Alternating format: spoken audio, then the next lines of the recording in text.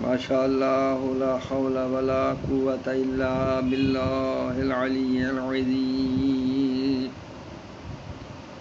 اعوذ باللہ من الشیطان اللعین الرجیم.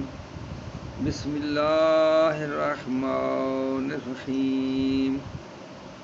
الحمد للہ رب العالمین والصلاة والسلام علی سید الانبیاء والمرسلین وآلہ الطیبین الطاہرین المعصومین الذین ذهب اللہ عنہم الرجس وطہرہم تطہیرا. اما بعد فقد قال اللہ سبحانہ وتعالی فی کتابہ المجید. بسم اللہ الرحمن الرحیم. یا ایھا الناس اعبدوا ربکم الذی خلقکم والذین من قبلکم لعلکم تتقون. خالق کائنات نے اس کائنات کو خلق فرمایا اور پھر آدم علیہ السلام کو خلق فرمایا، اور آدم علیہ السلام کی تخلیق کے ساتھ ہی اس کائنات میں انسانیت کی چہل پہل ہو گئی. خالق نے فرمایا کہ یا ایھا الناس اعبدوا ربکم الذی خلقکم، اے لوگو اپنے اس رب کی عبادت کرو جس نے تمہیں پیدا کیا. والذین من قبلکم، اور جو تم سے پہلے لوگ تھے ان کو پیدا کیا. لعلکم تتقون، تاکہ تم پرہیزگار بن جاؤ. یعنی عبادت پرہیزگاری کے لیے کرنی ہے. ہم نے عبادت اس لیے کرنی ہے تاکہ ہم پرہیزگار بنیں. تو عبادت کرنے کے لیے ایک معلم کی ضرورت ہے. تو استاد، اللہ نے انسانیت پیدا کرنے سے پہلے ہی استاد کا بندوبست کر دیا تھا. خالق نے فرمایا اذ قال ربک للملائکۃ انی جاعل فی الارض خلیفہ. آدم علیہ السلام کے متعلق خالق نے فرمایا کہ میں نے فرشتوں سے کہا. اللہ ہمارے پیارے نبی حضرت محمد صلی اللہ علیہ وسلم سے مخاطب ہو کے فرما رہا ہے اذ قال ربک للملائکۃ، جب آپ کے رب نے ملائکہ سے کہا انی جاعل فی الارض خلیفہ، کہ میں زمین پر خلیفہ تعینات کرنے والا ہوں، مقرر کرنے والا ہوں، بنانے والا ہوں. قالوا اتجعل فیہا من یفسد فیہا، تو جنات نے عرض کی کہ بار الہ، کیا اسے تو خلیفہ بنائے گا جو فساد کرے گا. وَيَسْفِكُ الدِّمَاءَ، اور زمین میں خون ریزی کرے گا. تو اس کے بعد پھر انہوں نے اشارتاً عرض کیا وَنَحْنُ نُسَبِّحُ بِحَمْدِكَ وَنُقَدِّسُ لَكَ، ہم ہی وہ مخلوق ہیں کہ تیری تسبیح کرتے ہیں، تیری پاکیزگی بیان کرتے ہیں. خالق نے فرمایا انی اعلم ما لا تعلمون، جو میں جانتا ہوں وہ تم نہیں جانتے. وعلم آدم الاسماء كلها، آدم علیہ السلام کو اللہ نے تمام نام، تمام اسماء کا علم عطا کر دیا. ثم عرضهم على الملائکۃ، پھر ملائکہ کے سامنے پیش کیا. قال انبئونی باسماء هؤلاء ان کنتم صادقین، اگر تم سچے ہو تو مجھے ان کے نام بتاؤ. قالوا سبحانک لا علم لنا الا ما علمتنا، پروردگار ہم تو وہی جانتے ہیں جو آپ نے ہمیں سکھایا ہے. فرشتوں نے عرض کی.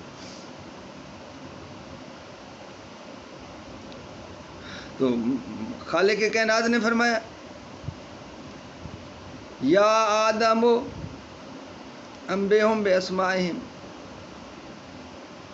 اے آدم انہیں ان کے نام بتا دو۔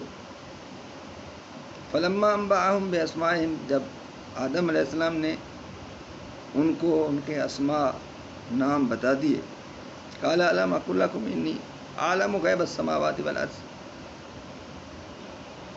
خالق کائنات فرمانے لگا کہ کیا میں نے نہیں کہا تھا کہ میں زمین و آسمان کے غیب جانتا ہوں، اعلم ما تبدون وما کنتم تکتمون، اور جو وہ بھی جانتا ہوں جو تم ظاہر کرتے ہو اور وہ بھی جانتا ہوں جو تم چھپاتے ہو۔ تو ان آیات میں پہلا ملائکہ کا اعتراض کہ ملائکہ نے اعتراض کیوں کیا، کیونکہ آدم علیہ السلام کی تخلیق سے پہلے اس زمین پر دو قومیں رہتی تھیں، ایک جنات اور ایک ناس، اور ان کا آپس میں جھگڑا رہتا تھا اور خون ریزیاں رہتی تھی۔ تو ان کی خون ریزیاں دیکھ کر ملائکہ نے یہ اندازہ لگا لیا کہ یہ آدم علیہ السلام کی اولاد بھی آپس میں جھگڑا کرے گی، لڑتی رہے گی۔ پھر اللہ نے انسانیت کی تخلیق سے پہلے خلیفے کا انتظام کیا، یعنی معلم الانسانیت، انسان کا استاد، اور وہ اللہ نے آدم علیہ السلام کو بنایا۔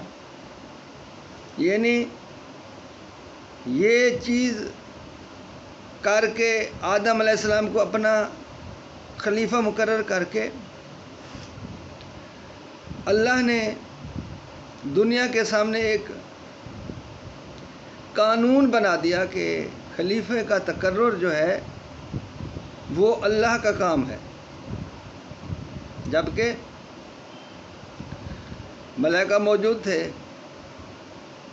اور ملائکہ ہی ایسی مخلوق ہے جو کبھی بھی اللہ کی نافرمانی نہیں کرتی،